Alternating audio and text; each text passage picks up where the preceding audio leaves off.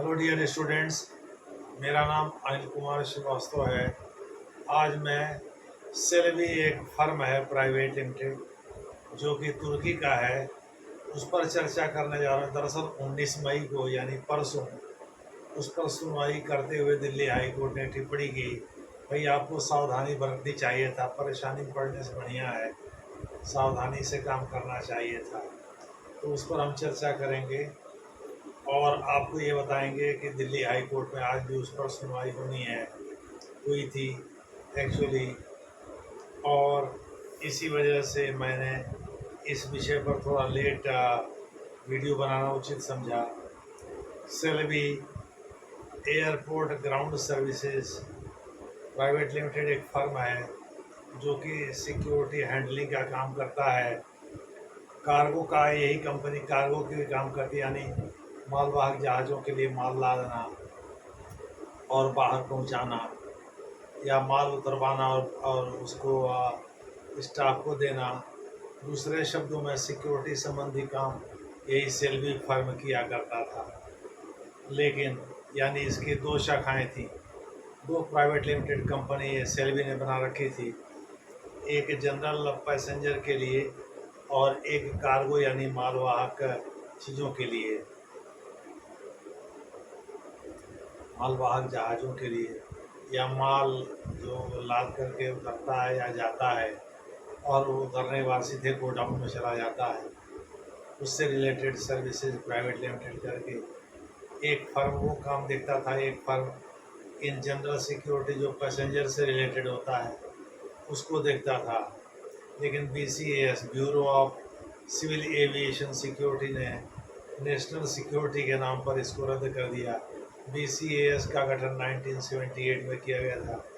Directorate of civil aviation के अंदर ही काम करता है, यानी उड्डयन संबंधी जो निदेशालय है, महानिदेशालय, उसी के अधीन ये काम करता है। 1978 में इसका गठन किया गया, उसमें केंद्र में जनता पार्टी की सरकार थी। उसने BCAS का गठन किया था ना कि इसका सुझाव बहुत पहले दिया गया था डायरेक्टरेट ऑफ सिविल एविएशन के द्वारा, बहुत पहले ये सुझाव दिया गया था 60 के दशक में। लेकिन 1978 में इसका गठन हुआ और तब से यही सिक्योरिटी संबंधी काम देख रहा है। ओवरऑल सुपरविजन तो ऐसे डायरेक्टरेट ऑफ सिविल एविएशन यानी उड्डयन निदेशालय का है, लेकिन यानी नागरिक उड्डयन, सिविल का मतलब नागरिक होता है, नागरिक उड्डयन निदेशालय का है या महानिदेशालय का है। लेकिन security day to day basis पर ग्राउंड का यानी एयरपोर्ट के ग्राउंड हैंडलिंग का काम, चाहे वो कार्गो से रिलेटेड हो या पैसेंजर से, दोनों के सिक्योरिटी का काम यही सेल्वी देख रही थी। इसके कॉन्ट्रैक्ट को रद्द कर दिया BCAS ने, ये खाते हुए भाई नेशनल सिक्योरिटी इसकी वजह से अंडर थ्रेट है। हम सभी को पता है कि भारत और पाकिस्तान के बीच जब कॉन्फ्लिक्ट चल रहा था, ऑपरेशन सिंदूर अपने चरम पर था, तो उस दौरान टर्की के प्रेसिडेंट रजब तैयब अर्दोगन ने पाकिस्तान की खुल्लम खुल्ला से पाकिस्तान का सपोर्ट किया था। दरअसल पाकिस्तान की तरफ से जो भी ड्रोन छोड़े गए थे भारत की ओर, उनमें से अधिकांश जो है टर्की के थे। मोटे तौर पर आप कह सकते हैं टर्की को उसकी औकात दिखाने के लिए भारत सरकार ने ये कदम उठाया है। हम कह सकते हैं चलती फिरती भाषा में कि टर्की बेअंदाज हो गया था, इसलिए उसको सबक सिखाना ज़रूरी था। तो बहुत सारे लोगों ने तो वहाँ होटल की बुकिंग कैंसिल कर दी है और अपने टूर को ही कैंसिल कर दिया, क्योंकि बहुत सारे लोगों ने बुकिंग कराया था। इससे सीधे 3,000 करोड़ रुपए का नुकसान हुआ। तो टर्किश कंपनी के बारे में ये कहा जा रहा है, टर्किश कंपनी जो भारत में सेल्वी नाम से काम करती थी, सेल्वी फर्म नाम से, उसके लाइसेंस को कैंसिल करने का मतलब है 4-4,500 करोड़ का पूरा नुकसान टर्की को हुआ। दूसरे शब्दों में भारत के साथ उसका एक्सपोर्ट इंपोर्ट भी रद्द हुआ और ग्राउंड सिक्योरिटी और कार्गो हैंडलिंग सिक्योरिटी या सर्विसेज भी प्रभावित हुई।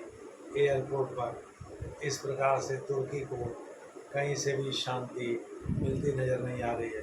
तो दिल्ली हाई कोर्ट में 19 को मुकदमा चला, उस दिन दिल्ली हाई कोर्ट ने कोई फैसला नहीं दिया। आज भी सुनाया, आज भी सुनवाई चली है उस पर, आज भी कोई फैसला नहीं दिया। फैसला फाइनल भारत के पक्ष में ही आएगा, क्योंकि भारत का हाई कोर्ट जो है भारत का ही है। दूसरे शब्दों में सिक्योरिटी से समझौता करने पर तो कुछ होगा नहीं। सरकार की ओर से जो दलील दी गई वो इसी सिक्योरिटी से रिलेटेड थी। मोटे तौर पर आप कह सकते हैं कि सुरक्षा के पक्ष में जो भारत सरकार ने तर्क दिया, भाई सुरक्षा सबसे प्राथमिकता है, सुरक्षित देश है तो सुरक्षित हम हैं। इस वजह से दिल्ली हाई कोर्ट से सेल्वी को राहत मिलने की उम्मीद कम है। मोटे तौर पर आप कह सकते हैं भले ही सेल्वी से पैसा लेकर के कुछ लोग उसके लिए मुकदमा लड़ रहे हों, लेकिन सेल्वी को राहत मिलने वाली नहीं है दिल्ली हाई कोर्ट से। चाहे मामला सुप्रीम कोर्ट में जाएगा तो वहाँ से चूँकि बात नेशनल सिक्योरिटी की है और वो भी विजिबल तरीके से सामने आया। इंडो पाक कॉन्फ्लिक्ट के दौरान जो 3-4 दिन का शॉर्ट कॉन्फ्लिक्ट हुआ, उस दौरान वो सामने आया। मुझे लग रहा है BCS ने इसी के तहत जो है इसका लाइसेंस रद्द किया है। मोटे तौर पर आप कह सकते हैं कि सेल्वी को भारत से जाना ही होगा, यहाँ से बोझिया बिस्तर अपना बांधना ही होगा। अब वो टर्की को जो कमा करके पैसा यहाँ से रेमिटेंस के रूप में भेजता था, अब भारत का कोई पैसा टर्की नहीं जाएगा। यही इसका लबो लुबाब मतलब है सेल्वी के कॉन्ट्रैक्ट रद्द होने से। धन्यवाद।